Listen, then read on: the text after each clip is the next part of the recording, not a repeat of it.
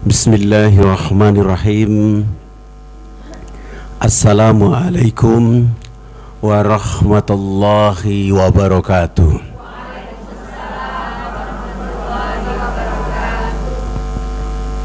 Innal hamdalillah nahmaduhu wa nasta'inuhu wa nastaghfiruhu wa na'udzu billahi min sururi anfusina wa min sayyiati a'malina. May yahdihillahu fala mudilla lahu wa may yudlil fala hadiya lahu. Asyhadu an la ilaha illallah wahdahu la syarika lahu. Khassa bi khairi kitabi unzil wa akrama nabi khairi nabi ursil wa atamma alaina bi ni'mati dini surya dinul Islam. Qala Allah ta'ala fil kitabil aziz, ya ayyuhan nasu budu rabbakumul ladzi khalaqakum walladzina min qablikum la'allakum tattaqun. Wa qala aidan, ya ayyuhalladzina amanu ittaqullaha haqqa tuqatihi wa la tamutunna illa wa antum muslimun. Puan yang selalu di dalam ridha dan rahmat Allah Subhanahu wa ta'ala. Tidak ada kalimat yang paling indah kecuali lafaz Alhamdulillahi Rabbil Alamin. Dia Allah layak dipuji, disanjung dan dibesarkan. Selain daripada itu tidak layak dipuji, disanjung dan dibesarkan, karena semua menjadi milik Allah semata. Rasulullah sallallahu alaihi wasallam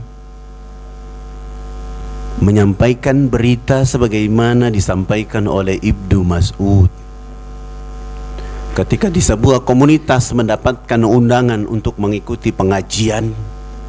Undangan itu tiba kepada mereka, hati mereka senang, gembira, bahagia.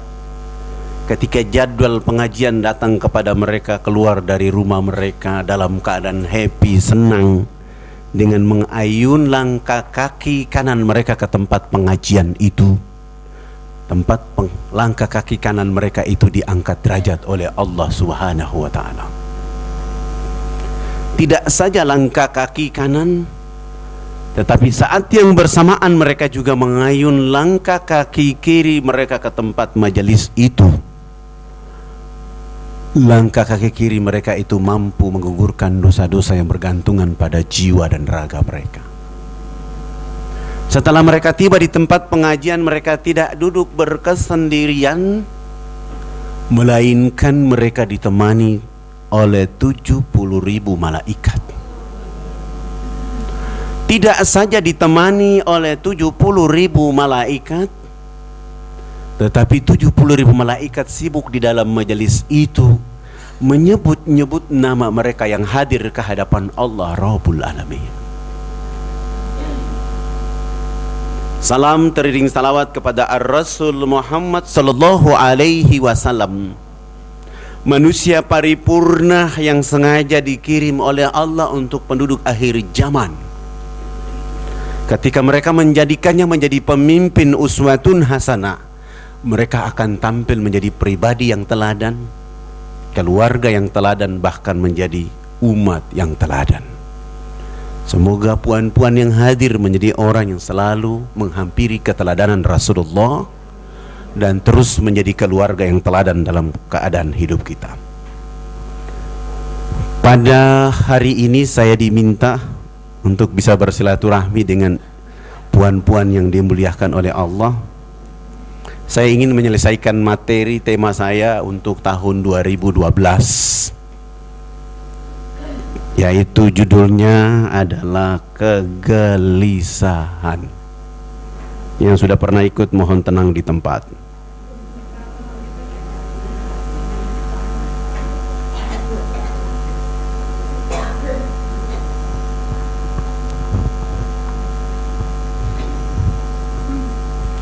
tema ini unik.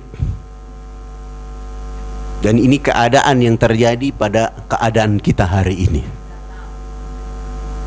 Kondisi yang ada pada orang Islam Indonesia bahkan dunia. Ini bahasa Indonesia. Kata kegelisahan berasal dari kata gelisah, yang berarti tidak tentram hatinya, selalu merasa khawatir, tidak tenang, tidak sabar, cemas. Sehingga kegelisahan itu merupakan sebuah kondisi yang menggambarkan seseorang di mana tidak tentram hatinya, sehingga perbuatannya pun tidak tentram, tingkah lakunya juga tidak tentram, dan akhirnya tidak sabar dan berada dalam lautan kecemasan. Secara psikologis disebutkan pasti fisik dan fisiknya seperti somatik, emosional, dan kognitif di dalam perilaku itu. Maka saya ingin tanya ibu-ibu yang dimuliakan oleh Allah, gelisah dengan tulus tentang jatuhnya jiwa dan raga yang paling ibu sukai. Jatuh dari awan ke tanah. B, jatuh dari gedung bertingkat ke tanah. C, jatuh dari pohon mangga ke tanah. D, jatuh dari tiang listrik ke tanah. Dan E, jatuh dari kursi ke lantai.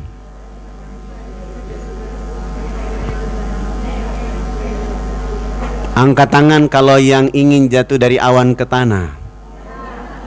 Gak mau. Angkat tangan yang jatuh dari gedung bertingkat ke tanah.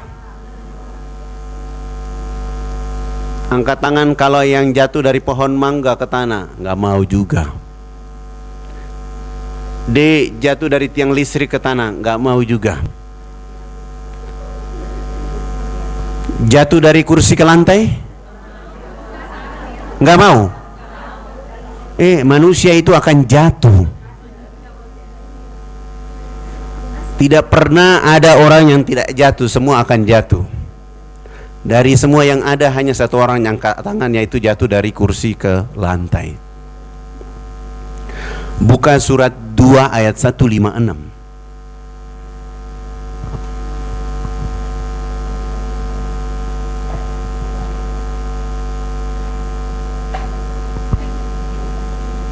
بسم الله الرحمن الرحيم الذين إذا أصابتهم مصيبة قالوا إنا لله وإنا إليه راجعون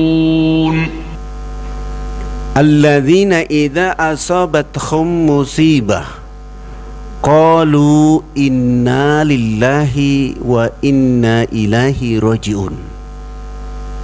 Di dalam tafsir Departemen Agama menyebutkan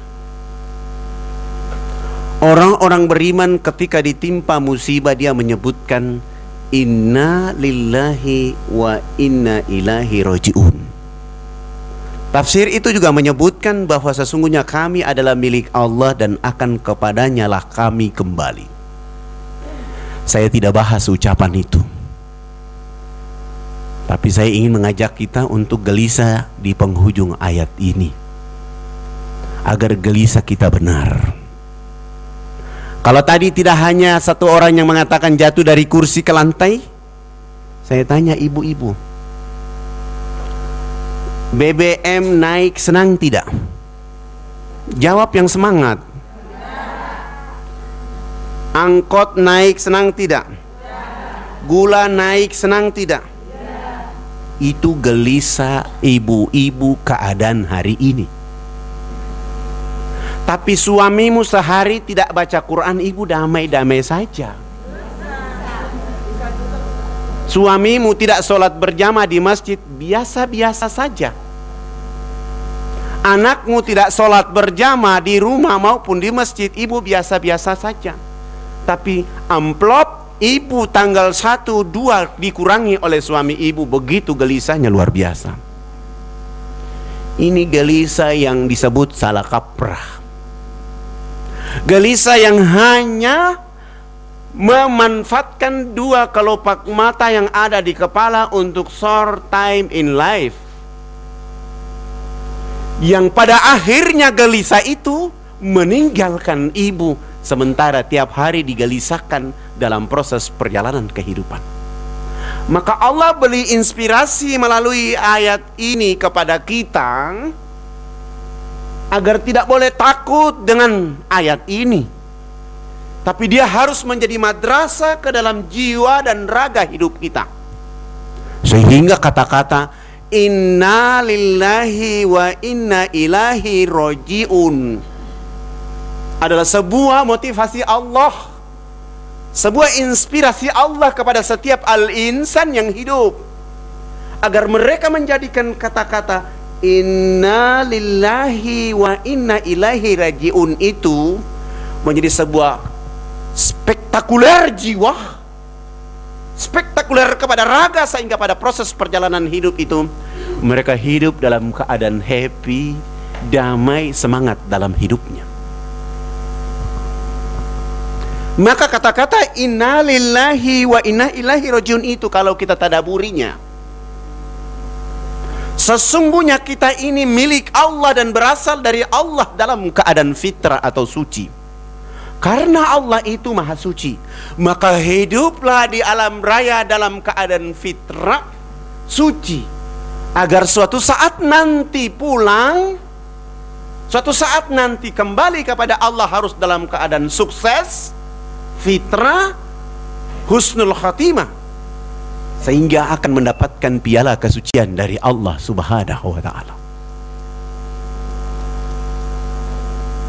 Jangan takut dengan penghujung ayat ini, tapi ketika ada musibah kita mulai mentadaburi ayat ini kepada jiwa, kepada raga, sehingga muncul sebuah kualitas untuk memperbaiki proses yang lewat dengan kekeliruan, kesalahan.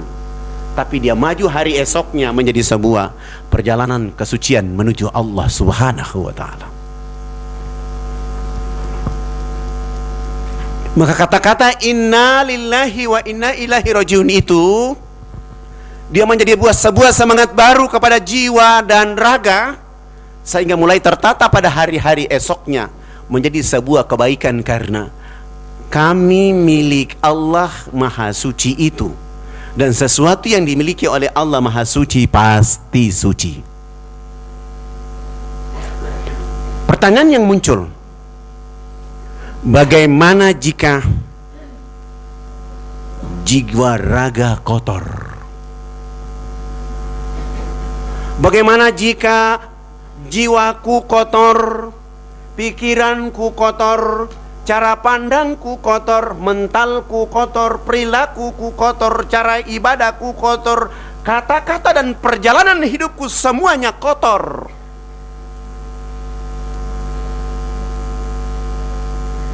Bagaimana jika jasmani atau ragaku kotor? Mataku kotor, tanganku kotor, telingaku kotor, perutku kotor, lidahku kotor, semuanya kotor. Apakah bisa pulang kembali kepada Allah atau tidak? Bu, jika jiwa raga itu kotor, bisa pulang kepada Allah atau tidak? Bisa. Tetapi tempatnya adalah di tempat yang kotor. Mau nggak di tempat yang kotor?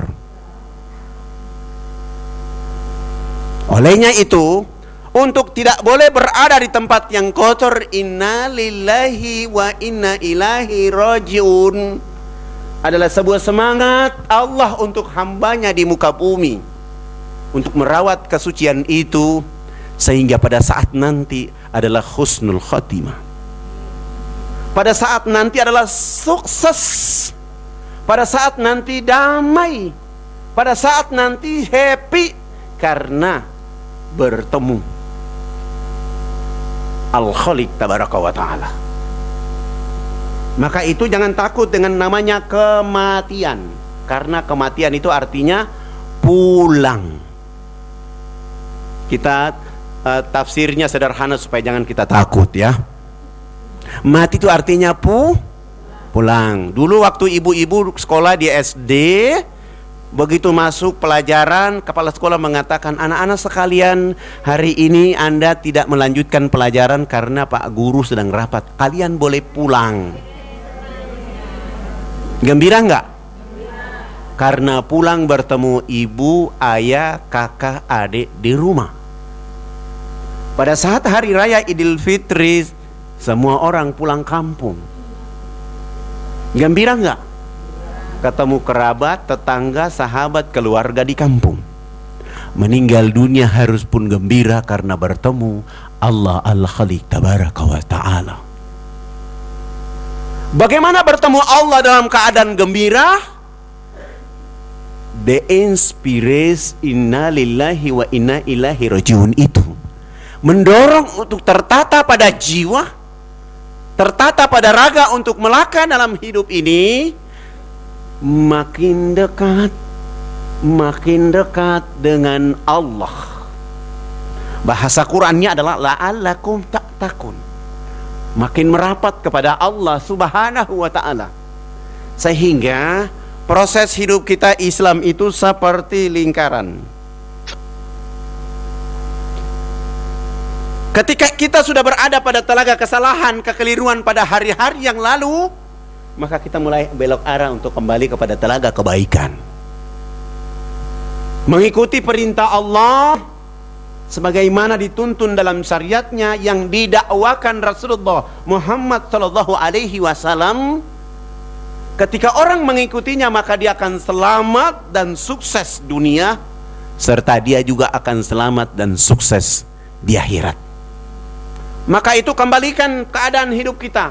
Hadapkan wajahmu, hadapkan keadaanmu, hadapkan ciri hidupmu, hadapkan semuanya kembali kepada Allah.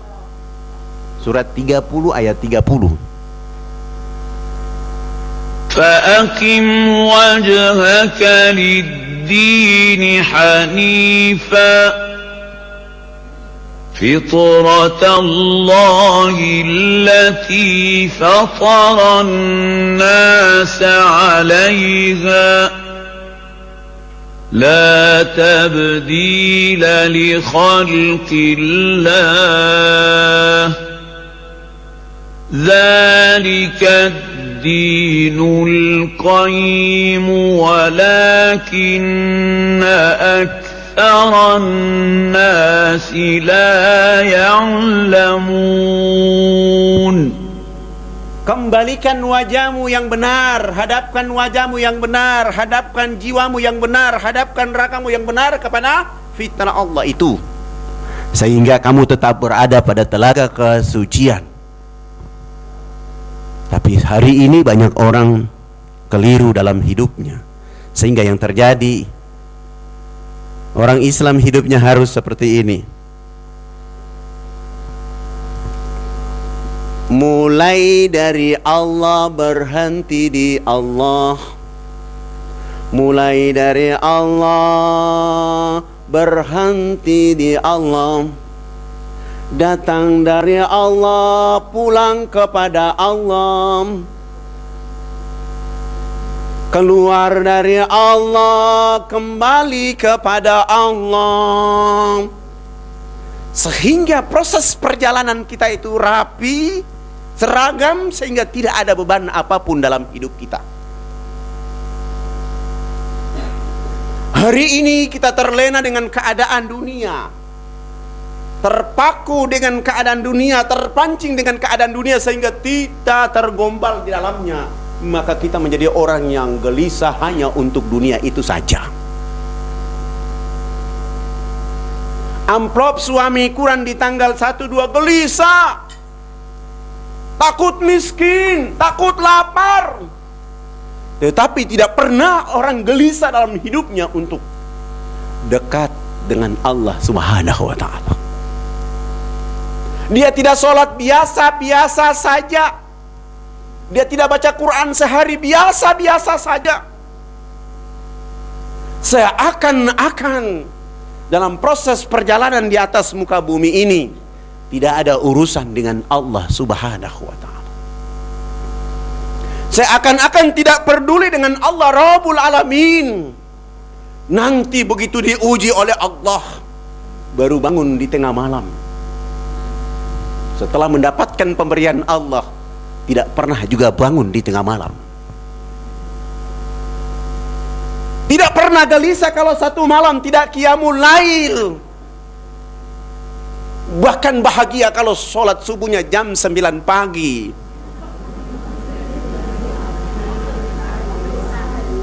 Tidak pernah menggelisah. Tetapi dalam diskusi apapun, jika dia tidak menghasilkan suatu nilai yang namanya ekonomis, justru dia gelisah untuk mengambilnya. Sehingga manusia hidup di akhir zaman ini, matanya mata dunia. Indonesia rusak hari ini karena mata mereka mata dunia. Karena mereka terlalu percaya kepada dua kelopak mata yang ada di kepala. Maka marilah kita menghadapkan perjalanan hidup kita mulai dari Allah dan berhenti di Allah. Datang dari Allah dan kembali kepada Allah. Berasal dari Allah dan pulang kepada Allah. Maka pada proses perjalanan ini, ikutkanlah Allah, ikutkan keimanan, ikutkan aturan Allah, ikutkan apa yang didakwahkan Rasulullah. Supaya kita gelisahnya adalah, kalau hari ini amalku berkurang, ada apa denganku ya Allah ya Rabb? Kenapa saya tidak bangun tahajud, qiyamul lail ya Allah, ada apa dengan jiwaku? Mungkin ada sesuatu yang masuk ke dalam ragaku sehingga membuat aku tidak bisa bangun berdialog, berdiskusi dengan Engkau ya Allah ya Rabb. Ada apa denganku ya Allah ya Rabb? Hari ini aku tidak bisa sholat duha, kenapa ya Allah? Gelisah untuk menata diri. Sehingga pada proses perjalanan ini hanya makin dekat dengan Allah Subhanahu wa ta'ala. Lebih tajam lagi saya bilang seperti ini. Hidup itu adalah mulai dari Hajar Aswad dan berhenti kembali di Hajar Aswad. Ketika mulai dari Hajar Aswad ada al-multazam, komitmen. Inilah komitmen. Komitmen ini sudah dihadapkan dan sudah diambil oleh setiap orang yang lahir di atas muka bumi. Alastu bi rabbikum? Qalu bala syahidna. Dia menjadi al-multazam bagi setiap orang yang mulai dari Hajar Aswad, agar komitmen hidupnya ketika mulai dari Allah dan kembali kepada Allah, dia hanya mengambil aturan Allah dalam perjalanan hidupnya, sehingga tidak boleh ada kecurangan, ada sogok, ada korupsi, ada pembohongan. Komitmen al-multazam ini dia harus melakukannya karena di depannya ada makom pembersihan jiwa. Kesucian hati harus dibuka selebar-lebarnya kepada Allah agar dia bisa mengambil rizki dan rahmat Allah itu. Sehingga pada proses nanti dia mau berada di sudut Iraki, semangat itu terus dilakukan. Sebab dia akan dekat dengan Allah untuk mendapat sudut samsi petunjuk hidayah dari Allah Rabbul Alamin. Sebelum dia berhenti di Hajar Aswad, dia berada pada sudut Yamani, sudut kebaikan, sudut amsol, sudut kebajikan. Sehingga setiap hari dia mulai dari Hajar Aswad, membuat komitmen hari ini kepada Allah, menjaga kesucian dan semangat untuk berada di penghujung Iraki untuk terus merebut amal itu sebaik-baiknya, karena dia akan makin tahap untuk dekat dan makin dekat dengan Allah. Sehingga Allah menghadirkan hidayah dan petunjuk kepadanya untuk membuat kebaikan, sehingga pada saat nanti kelak dia berhenti di Hajar Aswad, happy, husnul khatimah. Warnanya karena inna lillahi wa inna ilaihi rajiun itu membuat dia tidak ada beban apapun, tapi selalu terawat dan terjaga, sehingga termotivasi dia untuk membuat kebaikan. Kita tidak boleh seperti orang-orang hedonisme yang hidupnya seperti ini. Hidupnya seperti garis. Dia tahu datang dari Allah, tapi dia tidak tahu berhentinya. Mereka inilah hidup dunia mereka lebih percaya kepada dua kelopak mata yang ada di kepala ketimbang mata yang ada di dalam dada itu. Mereka ini tidak ada urusan, sehingga mereka mengatakan tugas Tuhan itu menciptakan dunia dan isinya. Urusan dunia Tuhan tidak boleh ikut campur. Silakan Tuhan istirahat di surga, serahkan dunia kepada manusia. Maka muncullah hedonisme, kapitalisme, aliran-aliran sesat, dan isme-isme lain yang sedang mengepung orang-orang yang ingin menjaga kesucian itu. Mereka ini sedang hebat saat ini menurut mata mereka, sehingga menghalalkan segala macam cara untuk mempengaruhi teman-teman yang kotor sebanyak-banyaknya. Tidak saja mempengaruhi orang untuk menjadi kotor, tapi mempengaruhi orang yang suci itu agar kotor, karena dia ingin memperdalam dan memperbanyak orang-orang kotor di tempat yang kotor itu. Mereka ini matanya tertutup. Ada Quran hanya sekedar dibaca saja. Ada sunnah Nabi sekedar ditengok saja, tapi dalam perilakunya, sikapnya, mental hidupnya tidak pernah menjadi warna kecuali mengikuti hawa nafsu mereka. Sehingga hari ini bangsa dan umat mayoritas di Indonesia itu rusak, hancur. Oleh karena orang saat ini menggunakan dua kelopak mata yang ada di kepala.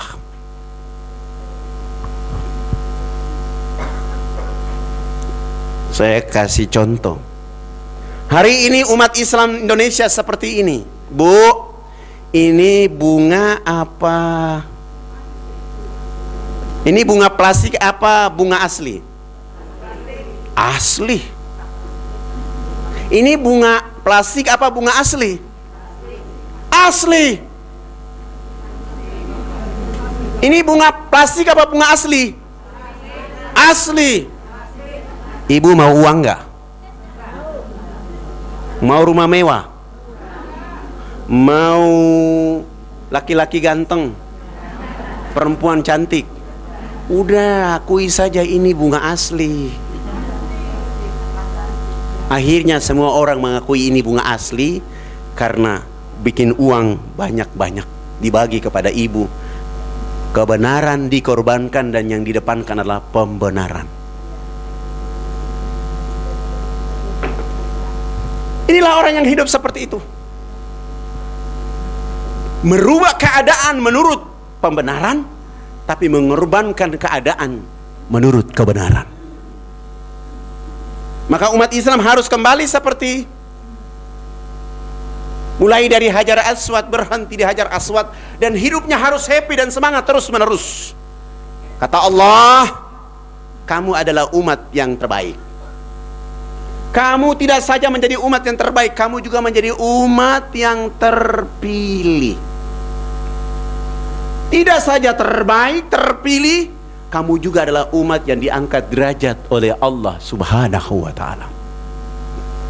Bisa dilihat dalam surat 3 ayat 143 dan surat 2 ayat 193. Nanti dikoreksi, mungkin kebalikan itu, saya agak sedikit. Tujuannya adalah orang-orang yang hidup dengan aturan Allah Subhanahu wa ta'ala, maka mereka hidup itu tidak ada beban.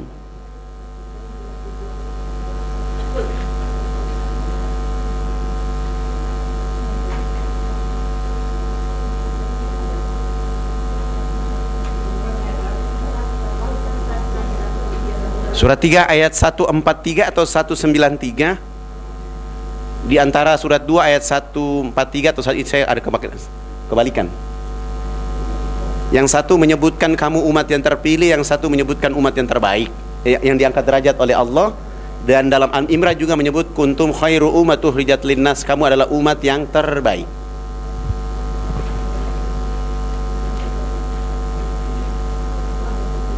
Ketika mulai dari Allah berhenti di Allah, maka pada proses perjalanan kehidupan ini tidak boleh terganggu dengan situasi kehidupan dunia. Tidak boleh terbeban dengan keadaan kehidupan dunia. Maka ibu-ibu mulai gelisah kembali untuk mengoreksi perjalanan hidup diri, keluarga, masyarakat Islam. Sehingga kita akan bertanya, mengapa masjid kita kosong? Karena tidak ada umat Islam yang gelisah kenapa umat Islam masjidnya kosong. Ibu-ibu tidak pernah gelisah untuk mendorong anak-anaknya silakan sholat berjamaah di masjid. Tapi ibu-ibu gelisah kalau sinetron malam ini lewat, ibu menyesalnya minta ampun.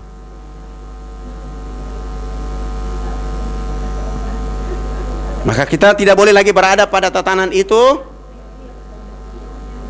Apa yang menyebabkan?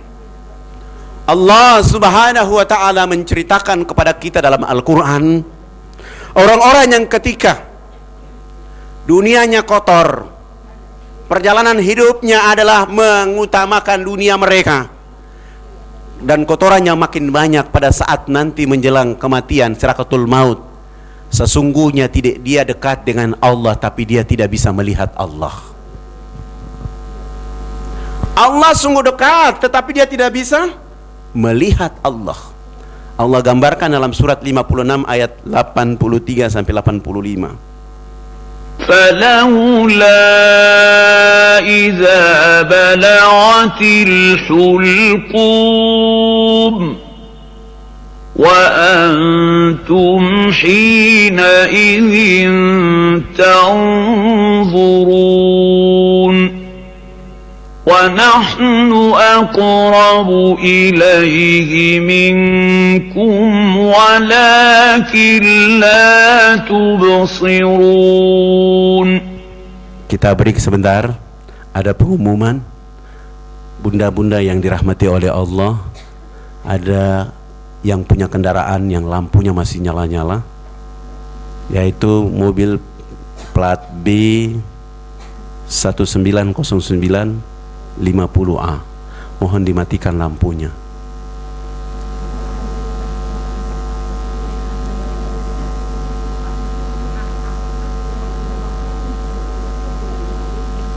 Maka mengapa ketika nyawa telah sampai di kerongkongan, padahal ketika itu kamu melihat dan kami lebih dekat kepadanya daripada kamu, tetapi kamu tidak bisa melihat.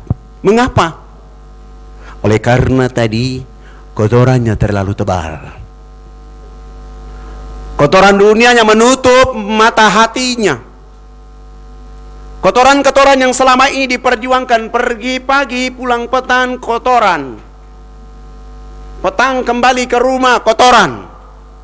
Kotoran yang tebal itu yang membuat pada saat sakratul maut, sesungguhnya dia melihat Allah, tapi dia tidak bisa melihat Allah.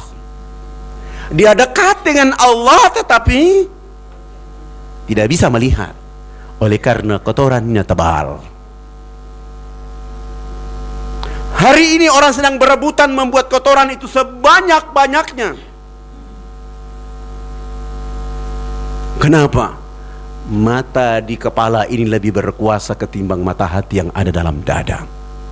Allah ingatkan kita bahwa ketika orang yang tidak menggunakan mata yang ada dalam dada, di yaumil qiyamah dia lebih sesat dari jalan yang benar.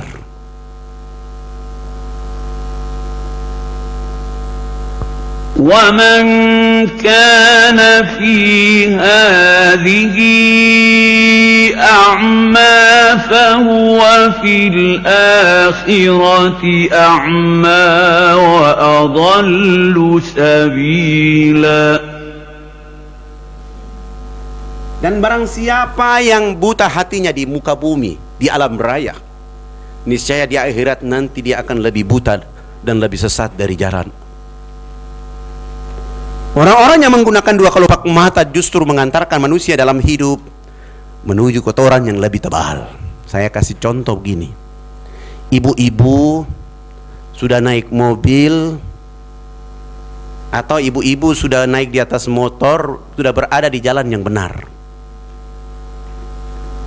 Sudah berada di atas mobil, bawa mobilnya pelan, motornya pelan, berada di jalan yang benar. Tiba-tiba ada orang dari arah yang berlawanan, dia balap mobil, motornya menabrak mobil motor yang ibu ada di atas itu. Dia balap motor dan mobil dengan suara yang kencang dan menabrak mobil motor ibu. Kira-kira kalimat apa yang pertama keluar? Jujur dulu lah, jujur.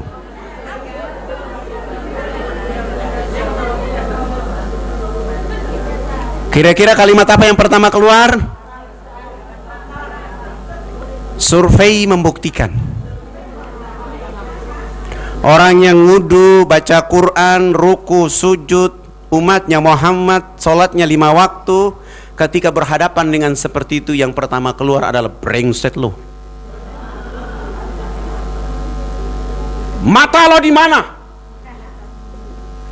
Kurang ajar. Apalagi dari Maluku, Irian atau kawasan timur yang keluar nama-nama kebun binatang. Tapi bagi orang yang hatinya terbuka, motornya ditabrak, dia turun dari kendaraan dalam keadaan happy dan senang, mendatangi orang yang menabrak mobil motornya, dia salaman dan dia mohon maaf terlebih dahulu kepada orang yang menabrak mobil motornya. Tadi katanya astagfirullah.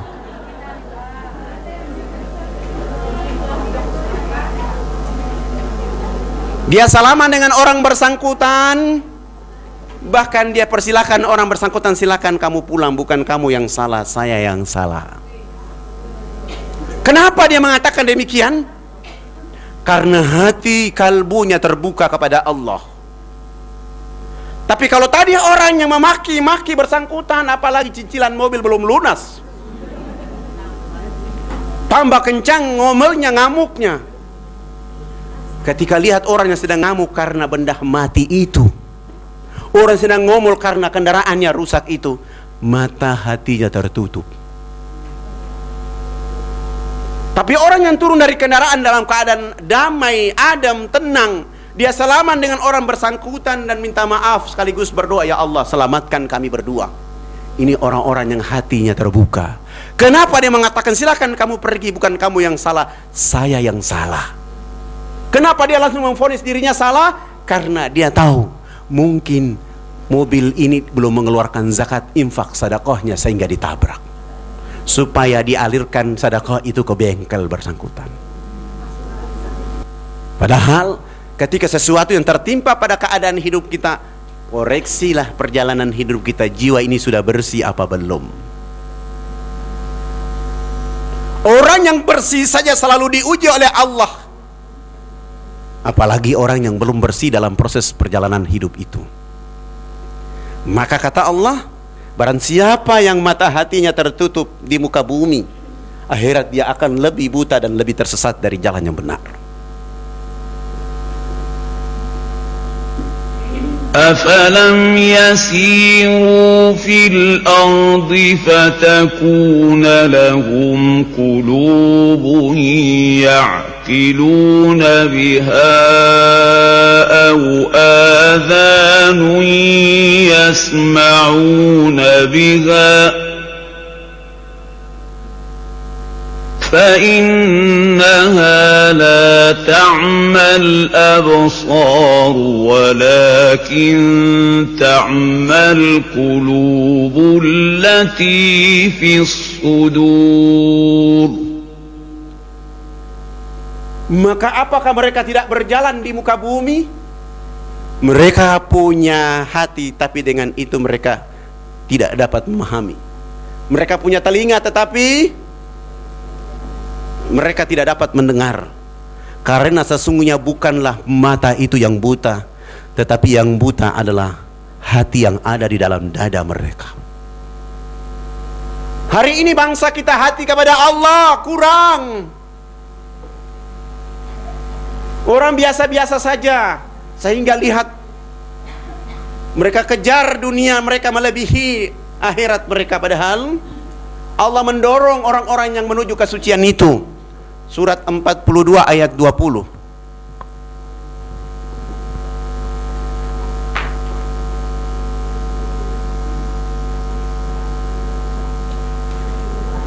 Surat 42 ayat 20. Barang siapa yang mencari keuntungan akhirat, Allah tambahkan baginya keuntungan dunia. Dan barang siapa yang mencari keuntungan dunia, Allah berikan kepadanya sebagian saja. Akhirat dia tidak dapat apa-apa sama sekali. Orang begitu mengejar dunia melebihi akhirat mereka, padahal dunia bagi mereka adalah sebuah perjalanan sementara. Dunia adalah lahan bagi mereka manfaatkan untuk menuju Allah Subhanahu wa ta'ala. Dunia nikmatnya hanya 1%. 99% itu ada di akhirat. Kenapa kita gelisah dengan 1% itu? Kenapa kita begitu ego dengan akhirat akibat dunia itu? Kenapa kita rakus dengan dunia sementara kita tidak pernah rakus untuk akhirat kita? Kenapa kita begitu sombong di atas muka bumi sementara tidak ada persiapan apa-apa untuk akhirat? Maka gelisahlah hari ini. Mulai dari diri kita. Gelisah, tidak tentram kalau hari ini tidak ada kebaikan keluar dari jiwa ragaku. Untuk menuju sana bukalah mata hati kita kepada Allah Rabbul Alamin. Qala rabbi lima hasyartani a'ma wa qad kuntu basira. Orang-orang yang terlalu mengedepankan dua kelopak mata yang ada di kepala, mereka tidak merasa berasal dari Allah, ataupun mereka tahu mereka berasal dari Allah tapi mereka tidak peduli Allah dan seluruh aturannya. Mereka itu pada saat yaumil kiamat justru dia merontak, demonstrasi kepada Allah dengan kata-kata, "Ya Tuhanku, mengapa engkau menghimpun aku pada hari ini dalam keadaan buta, padahal dulu aku melihat." Mereka menyampaikan kepada Allah Subhanahu wa ta'ala, mereka menyampaikan kepada Allah, dulu saya melihat, kenapa hari ini saya buta? Padahal yang dimaksudkan oleh Allah, yang buta pada saat mereka ada di muka bumi bukan dua kelopak mata, tetapi mata hati yang ada di dalam dada mereka. Sehingga Allah menjawab orang-orang yang pada saat yaumil mahsyar menuntut, kenapa dulu saya buta, kenapa hari ini saya buta padahal dulu saya melihat. Allah menjawabnya dalam surat yang sama ayat 124. وَمَنْ أَعْرَضَ عَنْ ذِكْرِي فَإِنَّ لَهُ مَعِيشَةً ضَنكًا وَنَحْشُرُهُ يَوْمَ الْقِيَامَةِ أَعْمَى. Barang siapa yang berpaling dari peringatanku, kata Allah, maka sesungguh baginya adalah kehidupan yang sempit, dan kami menghimpun pada hari kiamat dalam keadaan buta. Orang yang sempit itu Allah himpun mereka di bumi dalam keadaan sempit. Kehidupan mereka sempit sehingga mereka memaksa keadaan yang sempit itu untuk mengorbankan sebuah kesucian. Oleh karena dia saat itu tidak mengikuti peringatan dan petunjuk Allah, mereka berpaling dari peringatan Allah Subhanahu wa ta'ala. Ada tiga kabilah yang berjalan dari Madinah menuju Mesir. Kabilah yang pertama jumlahnya 10 orang. Mereka begitu jalan mau masuk ke Mesir melewati padang pasir yang luas, ada suara yang keluar dari padang pasir kepada mereka, "Wahai kabilah, kamu tidak ambil saya, kamu menyesal. Kamu ambil saya dengan jumlah yang sedikit, kamu akan sangat menyesal. Kamu ambil saya dengan jumlah yang sangat banyak, kamu pun akan pasti sangat menyesal." Kabilah yang pertama 10 orang ini melihat ke timur, barat, selatan dan utara tidak ada orang. Tapi suara itu terus keluar dari padang pasir yang luas kepada mereka. Wahai kabilah, kamu tidak ambil saya, kamu menyesal. Kamu ambil saya dengan jumlah yang sedikit, kamu menyesal. Kamu ambil saya dengan jumlah yang sangat banyak, kamu pun akan pasti sangat menyesal. Karena tidak ada orang, tapi suara itu terus keluar dari padang pasir. Mereka semua turun dari onta mereka. Masing-masing orang mengambil satu genggaman pasir, naik di atas onta dan berjalan menuju Mesir. Esok hari datang lagi kabilah yang kedua, jumlahnya 10 orang, melewati padang pasir yang sama, tidak ada orang, tidak ada pohon, tapi suara yang sama keluar dari padang pasir kepada kabilah yang kedua. Wahai kabilah, kamu tidak ambil saya, kamu menyesal. Kamu ambil saya dengan jumlah yang sedikit, kamu akan sangat menyesal. Kamu ambil saya dengan jumlah yang sangat banyak, kamu pun akan pasti sangat menyesal. Kabilah yang kedua melihat ke timur, barat, utara, selatan, tidak ada orang. Mereka semua turun dari onta mereka. Masing-masing orang mengambil satu kantong pasir, naik di onta dan menuju ke Mesir. Esok hari datang kabilah yang ketiga, melewati padang pasir yang sama, suara yang sama pun keluar kepada mereka. Wahai kabilah, kamu tidak ambil saya, kamu menyesal. Kamu ambil saya dengan jumlah yang sedikit, kamu akan sangat menyesal. Kamu ambil saya dengan jumlah yang sangat banyak, kamu pun pasti akan sangat menyesal. Kabilah ketiga melihat ke utara, timur, barat, selatan, tidak ada orang. Mereka turun, masing-masing orang mengambil satu karung pasir. Begitu tiba di Mesir, bertemu dengan kabilah pertama dan kedua. Kabilah pertama angkat bicara. Wahai kabilah kedua dan ketiga, apakah kamu melewati padang pasir dan mendengar suara dari padang pasir? Kabilah kedua menjawab, iya, kami lewati dan mendengar suara dari padang pasir. Lalu kabilah pertama mengatakan, suara apa yang kamu dengar? Kabilah kedua mengatakan, wahai kabilah, kamu tidak ambil saya, kamu menyesal. Kamu ambil saya dengan jumlah yang sedikit, kamu akan sangat menyesal. Kamu ambil saya dengan jumlah yang sangat banyak, kamu pasti akan sangat menyesal. Kabilah pertama mengatakan, iya, suara itu yang saya dengar. Suara itu juga yang kami dengar. Lalu kabilah ketiga mengatakan, ketika kamu dengar suara seperti itu, apa yang kamu lakukan? Kabilah pertama mengatakan, oh, kami turun dari onta kami dan masing-masing orang mengambil satu genggaman pasir.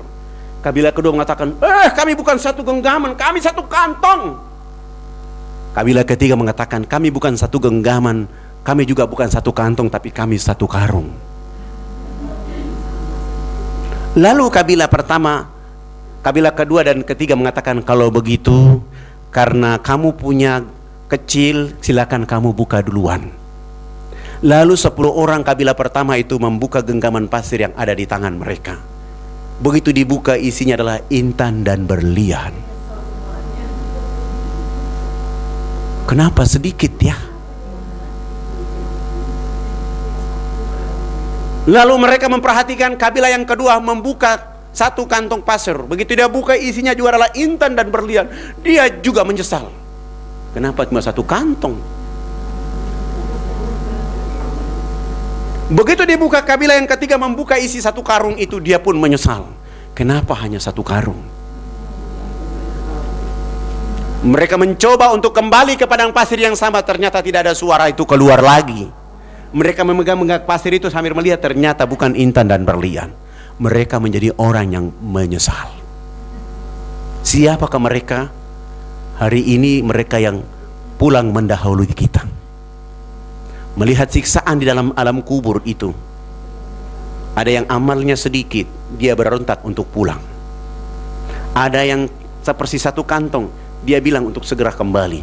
Ada yang mengatakan sudah satu karung itu, mengatakan kepada Allah, kembalikanlah kami ke bumi agar kami beriman. Ya Allah, kami ingin beriman.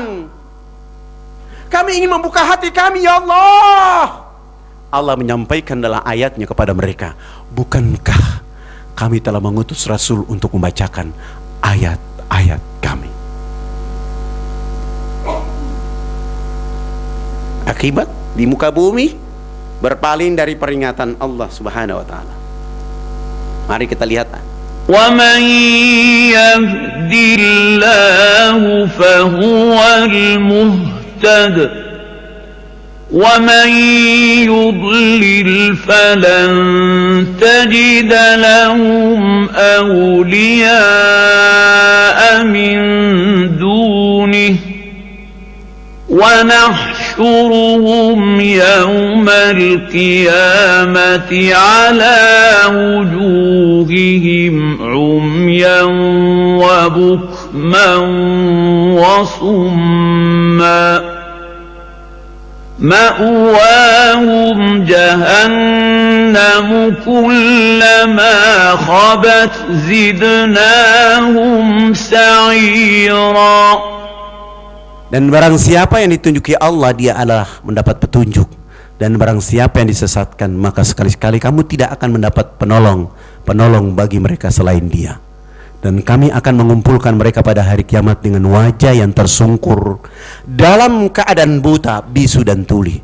Tempat kediaman mereka adalah neraka jahanam.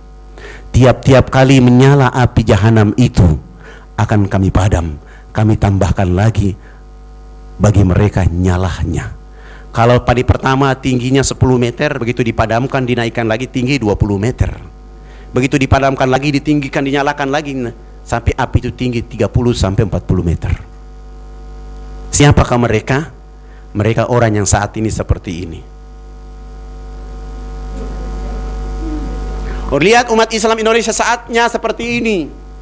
Yang dibesarkan taringnya, yang dibesarkan hidungnya, yang dibesarkan kakinya, yang dibesarkan perutnya, yang dibesarkan pahanya, sementara matanya kecil. Saking besar kakinya sehingga toiletnya harga 2 miliar. Saking besar badannya sehingga hak orang lain diambil. Saking besar perutnya sehingga tidak layak hukum Allah berlaku di negeri ini. Saking besar badannya sehingga mereka buat dan menuduh bahwa itu teroris dan lain-lain sebagainya. Padahal yang mereka besarkan itu akan menjadi fitnah bagi mereka pada saat sakaratul maut dan pada saat berada di alam kubur.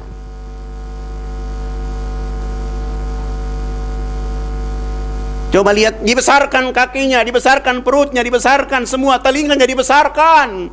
Tapi mata hatinya kepada Allah justru tidak pernah dibesarkan.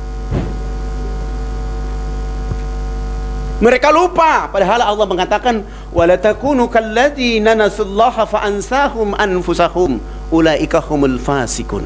Barang siapa yang lupa kepada Allah, Allah akan lupa kepadanya. Silakan lupa kepada Allah pada hari ini. Esok lusa Allah akan melupakan. Keadaan hidup seperti ini, padahal gajah yang besar ini tidak punya manfaat apa-apa sama sekali. Perutnya besar, telinganya besar, taringnya besar. Abraha kira kalau bawa binatang yang besar ini bisa lari menabrak Ka'bah dan hancur. Ternyata Ka'bah yang besar, ternyata gajah yang besar ini justru dihancurkan oleh Allah dengan burung ababil yang kecil-kecil itu. Abraha kira dia hebat, dengan pasukan bergajah ini mereka bisa menghancurkan Ka'bah itu. Allah membakar mereka dengan Allah turunkan burung ababil bawa batu-batu kerikil kecil itu. Dan barang yang besar ini, yang selalu dibesarkan ini, dia akan menjadi fitnah. Dia tidak pernah akan datang kepada kita. Yang dibesarkan kekuasaannya, yang dibesarkan golongannya, yang dibesarkan partainya, yang dibesarkan segala-galanya, yang dibesarkan itu justru pada saat sakaratul maut tidak ada pun yang di bawah. Yang selalu kita gelisah untuk membuat dia besar itu, pada saat sakaratul maut justru dia menjadi fitnah bagi kita. Yang kita tidak gelisah kepadanya, sholat, sunat, wajib, dan lain-lain sebagainya, kebaikan yang namanya amsol itu, justru kita tidak berpacu untuk fastabiqul khairat, tetapi justru kita tinggalkan dia. Maka Allah gambarkan binatang yang besar ini dalam surat Al-Fil. Alam tara kaifa fa'ala rabbuka bi ashabil fil. Alam yaj'al kaidahum fi tadlil. وأرسل عليهم طيرا أبابيل ترميهم بحجارة من سجيل فجعلهم كعصف مأكول. Apakah kamu tidak memperhatikan bagaimana Tuhanmu telah bertindak terhadap tentara gajah?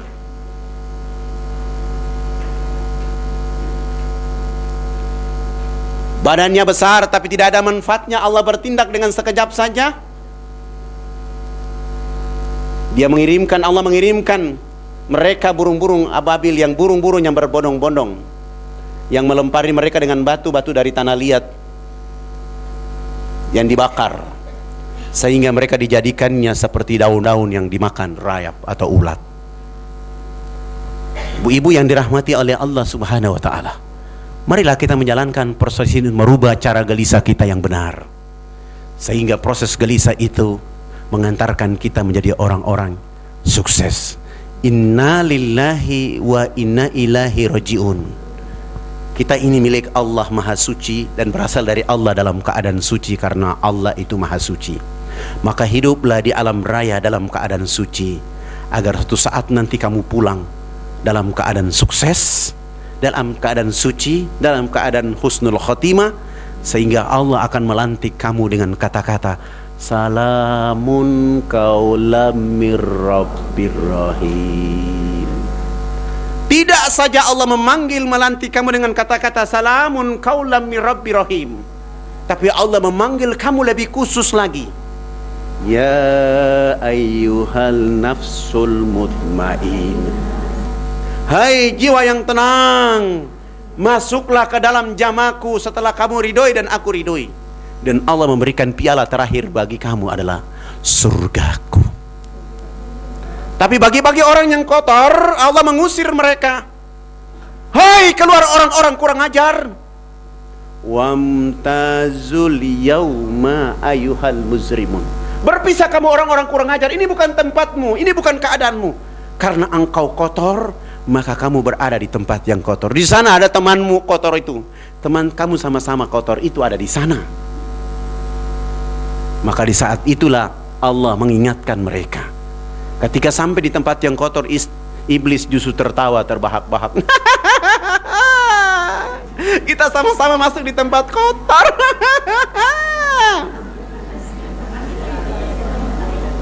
Lalu dia menangis. Allah mengatakan kepada mereka, bukankah hai anak cucu Adam, bahwa setan itu adalah musuh nyata bagi kamu? Selesai. Silakan bagi mereka yang mendapatkan surga piala dari Allah, mulai saat ini gelisah untuk merubah gelisah dunia. Karena dunia, kata Allah, innamal hayatu dunya laibu walahu. Sesungguhnya kehidupan dunia itu permainan dan panggung sandiwara. Janganlah gelisah dengan panggung sandiwara itu, sebab dia akan kita tinggalkan. Punya pesawat tidak dibawa masuk dalam kubur, enggak. Mobil yang kita beli usaha pergi pagi pulang petang juga dia tidak datang. Saya kisahkan dalam sebuah peristiwa, seorang ayah punya 3 anak. Anak yang pertama lahir namanya Jakawarta. Anak yang pertama kasih nama dia Jakawarta. Begitu dia usia 9 tahun, dia panggil bapaknya, "Pak!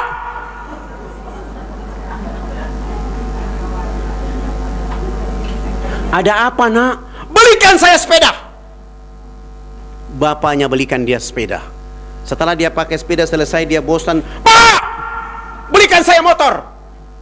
Bapaknya belikan dia motor. Setelah dia bosan dengan motor, dia datang lagi di bapaknya, "Pak! Belikan saya motor." Mobil. Bapaknya belikan dia mobil. Setelah punya mobil merasa hebat, dia berusaha untuk menjadi bupati dan akhirnya menjadi punya jabatan. Dia pergi, tidak datang lagi bersama ayahnya. Anak kedua begitu lahir kasih nama dia Anis. Anis datang bilang sama bapaknya, "Pak, belikan Anis bolpen." Bapaknya belikan dia bolpen. "Pak, belikan Anis tas sekolah." Bapaknya belikan dia tas sekolah. Begitu sekolah besar dan pergi. Anak ketiga lahir namanya Amsol. "Pak, boleh nggak antar Amsol ke masjid?" Bapaknya tidak mau. "Pak, boleh nggak belikan Amsol sarung?" Bapaknya juga tidak mau. "Pak, Amsol minta 1.000 rupiah." Bapaknya juga tidak mau. Anak ini dewasa dan pergi. Ketika ayahnya usia 63 tahun, dia memanggil ketiga anaknya datang. "Jakawarta!" Jakawarta langsung merontak. "Ada apa, Pak? Ada apa? Panggil saya." "Sini, Nak. Bapak ini mau mati." "Mati aja. Mau mati panggil saya. Mau mati aja, tidak ada urusan dengan saya." Anak yang kedua dipanggil. "Anis, ada apa, Pak?" "Sini, Nak. Ayah mau meninggal. Kira-kira apa yang kau bisa bantu untuk ayah?" Anaknya mengatakan, "Ayahanda, Anis hanya bisa sampai mengantar ayah sampai di pintu kubur saja." Begitu panggil Amsol, Amsolnya tinggalnya sangat jauh. "Amsol!" Dengan kecepatan Amsol tiba di depan hadapan ayahnya. Apa gerangan ayah memanggil Amsol? "Sini, Nak, memang dulu ayah tidak memperhatikanmu, tapi ayah ingin meminta kepada engkau, pada saat kematian apa yang bisa kau bantu kepada ayah?" Amsol mengatakan, "Wahai ayahanda, aku tidak peduli dengan masa lalu ayah kepadaku. Aku siap menemani ayah pada saat sakaratul maut sampai pengadilan di hadapan Allah Subhanahu wa ta'ala." Jakawarta itu jabatan, harta, takhta, kekuasaan yang kita tiap hari kejarnya pagi, siang, sore, malam. Begitu mati aja. Yang selalu kita keluarkan 1.000 saja. Kotak yang tadi lewat ini ada 1.000 di dalam. Kotak yang tadi dibuat oleh AKL lewat itu nilainya 1.000 saja yang bisa dimasukkan. 1.000 yang kecil itu sangat berarti pada saat sakaratul maut sampai pengadilan di hadapan Allah. Kalau 1.000 saja berarti, kenapa harus 1.000? Jangan 1.000, dia harus lebih besar. Sehingga pada saat sakaratul maut itu mendampinginya juga seperti nilai yang kita lakukan itu.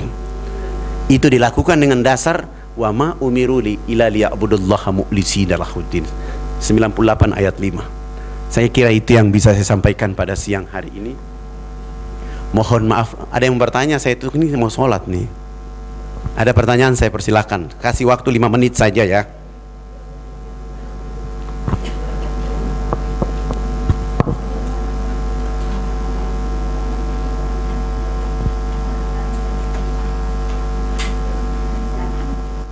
Silakan.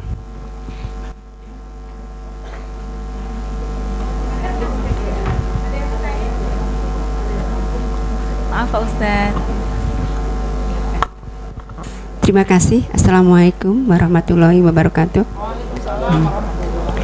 Ini andaikan ya Pak ya, saya punya kegiatan pada hari yang sama, jam yang sama. Yang satu adalah kegiatan rutin pengajian yang sudah saya laksanakan.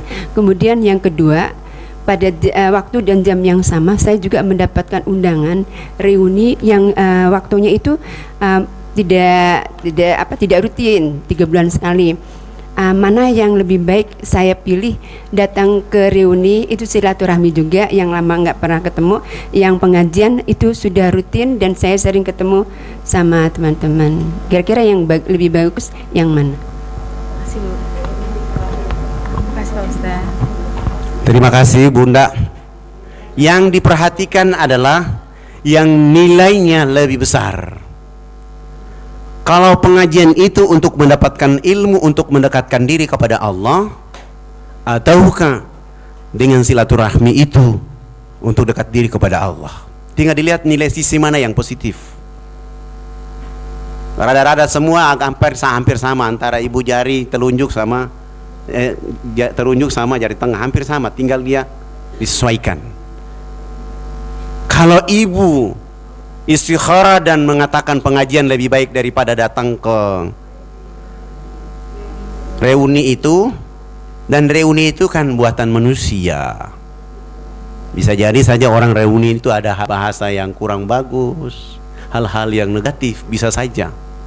Maka dipertimbangkan terlebih dahulu, lihat mana yang paling banyak kebaikannya dan mana yang mendatangkan mudaratnya itu. Saya kira itu keputusan. Oke. Ada yang lain?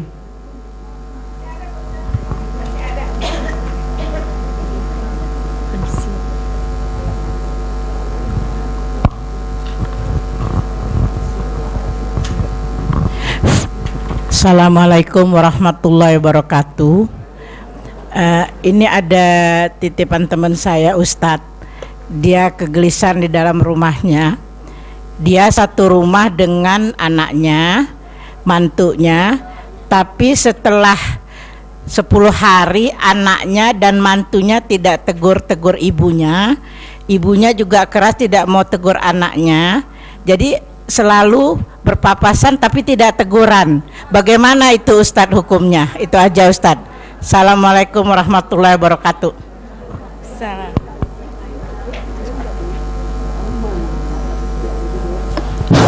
Satu rumah antara anak mantu dan mertua tidak saling tegur. Ya, sebagai seorang ibu, kalau tadi mengikuti hatinya terbuka, boleh jadi mantu kita hatinya tertutup lah. Sebagai ibu harus menjadi teladan buat mereka. Tidak perlu ada gengsi. Kan saya yang kasih anak perempuanku kepadamu, nggak perlu. Bunda harus tampil menjadi pemimpin keteladanan itu kepada mereka, karena mereka adalah anak-anak. Boleh jadi mereka salah, boleh jadi mereka keliru. Buyang harus menyapa mereka terlebih dahulu. Tidak perlu ada ego. Sembelilah egomu, sembelilah keadaan yang seperti itu, ganti dengan hidayah Allah Subhanahu wa ta'ala. Saya kira begitu, Bunda. Enggak perlu dia mendogor atau tidak, Bunda berhak menjadi teladan kepada mereka sekalipun mereka menyakitimu. Coba lihat Rasulullah Shallallahu Alaihi Wasallam di masa lalu. 3 tahun sebelum beliau wafat, beliau selesai sholat subuh pergi ke pasar beli roti, keliling kota Madinah mencari siapa yang paling miskin. Tidak ada orang miskin berjumpa dengan tetangganya yang Yahudi buta lagi miskin. Rasulullah memeluknya dan menyuap roti ke dalam mulut sang Yahudi itu. Setelah menyuap roti ke dalam mulut sang Yahudi yang buta lagi miskin, dia lahap selesai, dia bilang kepada Rasulullah, jangan kau ikuti agama Nabi Muhammad. Rasulullah happy, senang, gak membalas. Berapa lama Rasulullah mendengar kalimat ini? 3 tahun di setiap pagi. Tapi Rasulullah biasa-biasa saja, adem, damai. Begitu Rasulullah wafat, Yahudi buta lagi miskin ini tidak mendapatkan roti lagi. Berapa lama? 3 bulan dia sudah tidak dapat roti yang enak itu. Abu Bakar Siddiq bertanya kepada Aisyah, wahai Aisyah, amal apa yang dibuat oleh Rasulullah yang belum pernah saya lihat? Tolong ceritakan kepada saya ingin melakukannya, ingin mengamalkannya. Aisyah menceritakan peristiwa tadi. Besok pagi selesai sholat subuh, Abu Bakar ke pasar beli roti, keliling kota Madinah mencari siapa yang miskin. Bertemu dengan Yahudi yang buta lagi miskin, yang sudah 3 bulan tidak mendapatkan roti yang enak itu. Abu Bakar Siddiq memeluknya, menyuap roti ke dalam mulutnya. Begitu Abu Bakar Siddiq menyuapnya, dia bilang, memeluknya, dia bilang, tanganmu kasar. Setelah dia lahap roti, dia bilang kepada Abu Bakar, roti ini tidak enak, jangan kau ikuti agama Nabi Muhammad. Abu Bakar happy, senang, bahagia. Saya tidak tahu kalau itu keadaan pada ibu-ibu. Makanan ibu tidak enak, gimana kira-kira perasaan ibu saat itu? Astaghfirullahaladzim. Jangan terbawa ke hati yang tertutup. Jangan terbawa dengan dua kelopak mata yang ada di kepala, tapi terbawa dengan hati. Apa yang dilakukan? Abu Bakar besok pagi datang lagi, dan alhamdulillah di hari-hari saat menjelang Abu Bakar Siddiq memeluknya, dia bilang tangan kasar dan roti tidak enak, jangan kau ikuti agama Nabi Muhammad. Abu Bakar Siddiq langsung menjawab, memang tangan ini kasar, memang roti ini tidak enak. Karena orang yang tangannya lembut, halus dan rotinya enak itu, dia 3 bulan yang silam dia telah wafat. Sang Yahudi yang buta lagi miskin mengatakan, siapakah dia? Tolong ceritakan kepada saya, siapa yang engkau maksudkan? Abu Bakar Siddiq menjelaskan, dialah orang yang selama ini engkau katakan kepadanya, jangan kau ikuti agama Nabi Muhammad. Begitu mendengar kata-kata itu, langsung si Yahudi buta lagi miskin langsung pingsan. Begitu dia pingsan, keluarlah, sadar dari pingsan, kalimat kecerdasan yang keluar dari lisannya, asyhadu an la ilaha illallah wa asyhadu anna Muhammad Rasulullah. Indahnya orang-orang hati terbuka, indahnya orang-orang hati bersih, indahnya orang yang menjaga kebersihan, kesucian itu, mendakwakan agama ini. Sehingga siapa yang menjadi musuh, dia menjadi sahabat. Siapa yang menjadi lawan, dia menjadi kawan yang baik dalam hidup. Maka Bu, itu baru mantu. Ini Yahudi buta lagi miskin, dilayani selama 3 tahun. Ibu baru 10 hari. Nah, rubahlah dia, ya. Karena yang berdosa bukan siapa-siapa, kedua orang ada di situ. Orang tua yang menjadi teladan harus juga melakukan itu kepada mereka. Ada yang lain? Saya persilakan. Menjelang waktu duhur lagi berapa menit, kita tutup dengan doa kafaratul majelis. Subhanallah wa bihamdika asyhadu an la ilaha illa anta astaghfiruka wa atubu ilaik. Mohon maaf lahir batin. Inilah fadlan bicara hari ini. Wabillahi taufiq wal hidayah. Wassalamualaikum warahmatullahi wabarakatuh.